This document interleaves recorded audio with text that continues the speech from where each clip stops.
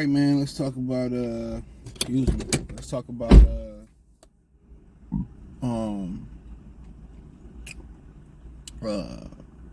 Tobias Harris getting 2 years, $52 million. For him to come to Detroit, that mean, in my opinion, this is no prior knowledge or no insider knowledge. That mean nobody else was close to giving him that type of money, but Detroit, right? So that mean Philadelphia probably didn't want him back. They signed like Oubre 2 years, $14 million. So they probably gonna go Paul George, Oubre, Joel Embiid as their front court. So I think Oubre can guard some of the guys that Tobias guard. Tobias a little bit more thicker though, but Oubre is a little bit more rangier, wiry guy. So Tobias already played here. So the Pistons overpaid. So it's not like they're overpaying and they're getting Barry Sanders or they're getting Grant Hill or Jerry Stackhouse or even a Rip Hamilton. You overpay to get him to Detroit. Nah, they overpaid Tobias Harris, who had one of the worst playoff performers we've seen. He was alright while he was here, but then again, there's probably an implication that Isaiah Stewart is out the door, so low sodium beef stew is gone probably for sure. That's if somebody want him. So my thing is this: now they do got a true stretch four, really another small forward. That's all the power forward has become. I told y'all the new positional breakdown in basketball is 2 combo guards in the backcourt, 2 small forwards, and a power forward for the most part. A stretch forward. That's pretty much what it is. There's no 3, there's no 5, there's no 1s no more in basketball. Chris Paul trying to hang on by the hair of his chin as a 1. But yeah, it ain't that much going on as far as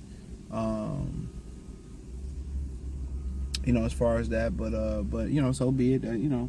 We already know when they talk about getting big free agents in Detroit, we already know that's their definition of a splash signing is not the same definition that the fans usually have. But I don't even care, bro. They gotta spend the money somehow. Not a fan of the Hardaway move at all. He ass. Tobias ass. But it is what it is. It's like I did a video that's coming at some point, probably tomorrow.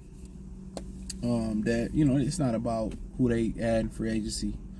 Their most important thing that they can bring is development. That's the best thing they can bring. Help these young guys develop, show them how to work as true NBA players, and help mold them and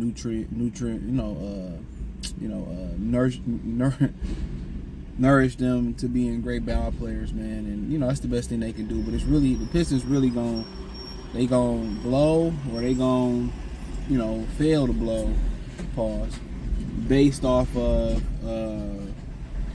how well they core do. So how well Cade Cunningham does, Short Thompson does, Ron Hollins does, Jaden Ivey does, Marcus Sasser, whoever gonna be here, the young guys Jalen Durham does. They gonna go as far as they go, to be honest. So as far as they develop and they learn to play together and they learn to shoot the ball and do other things, that's as far as they're gonna go. Tobias Harris is pretty much a help me. He's just really helping these guys, do this. And the whole narrative that Cade don't have help, I don't believe in that. You know what I'm saying? You got a bunch of number 1 picks on this team. You know what I'm saying? Alec Burke was playing big in the playoffs. You know what I'm saying? They had help on this team. He's just one of those ball players that dominates the ball so much that the team don't look good with him. I don't know how people don't see this. When he wasn't playing, the ball was moving, they was cutting, they was running an actual offense, guys was getting off, they was finding a hot hand. When he out there, I'm just calling it how I see him. And people act like that, he ain't got no help. Man, he one of them dudes that he's a poor man's, a very poor man's, a very, very poor man's Luka Doncic. Luka hard to play with. You know what I'm saying? Kyrie is just used to conforming to playing with guys like LeBron and in Boston playing with them young guys, and Jalen Brunson was just a great fit next to, great personality fit next to Luka Doncic. You see what he got away from him, what he doing. So some guys, these dudes that just play with the ball in their hand and can't play without the ball in their hand, man, they're a detriment. They're a detriment to a basketball team. The number one thing they could do, and people gonna disagree with me, is take the ball out of Cade Cunningham hands. Guaranteed, that's the best thing you can do. They're better off going to trade for DeJounte and pay DeJounte, to be honest. But it's a whole nother conversation. But With Tobias, that means nobody else was probably remotely offering him. Somebody might have offered him about $20 million.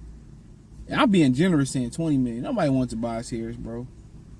That's why he ended up coming to Detroit.